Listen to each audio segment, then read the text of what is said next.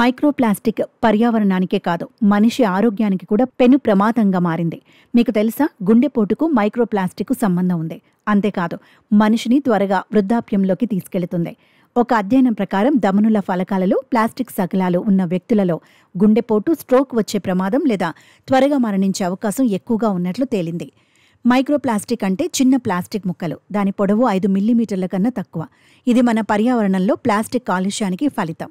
Makeup items, plastic సీసాలు, plastic బ్యాగులు, synthetic వస్త్రాలలో microplastics ఉంటాయి. ఇవన్నీ మనం పారేసే చెత్త ద్వారా ప్రయాణించి పర్యావరణాన్ని కలుషితం చేస్తాయి. ముఖ్యంగా గుండె, మెదడుకు సంబంధించిన ఆరోగ్య సమస్యలకు కూడా ఇవి కారణమయ్యే అవకాశం ఉందని నిపుణులు హెచ్చరించారు. ఈ అతి చిన్న ప్లాస్టిక్ ముక్కలు ప్రైమరీ, సెకండరీలుగా విభజించబడ్డాయి. ప్రైమరీ మైక్రోప్లాస్టిక్స్ ఉద్దేశపూర్వకంగా తయారయ్యాయి. వీటిని వేరే వస్తువుల తయారీకి ఉపయోగిస్తారు. బట్టలు, టైర్లు, మేకప్ల తయారీలలో వాడతారు.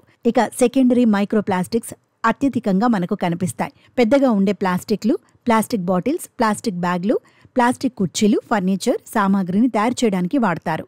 వీటిని సరిగ్గా పారేయకపోతే సూర్యకాంతి, ఆక్సిజన్లో కలిసి ప్లాస్టిక్ను బలహీనం చేస్తాయి. అవి చిన్న చిన్నవిగా విడిపోయి మైక్రోప్లాస్టిక్గా మారతాయి. వీటిని సెకండరీ మైక్రోప్లాస్టిక్ అంటారు. ప్లాస్టిక్ డీకంపోజ్కు 100 సంవత్సరాలు పడుతుందని మనం తరచుగా వింటుంటాం. అయితే ఈ ప్లాస్టిక్ మానవ ఆరోగ్యంపై ప్రభావం చూపుతుంది.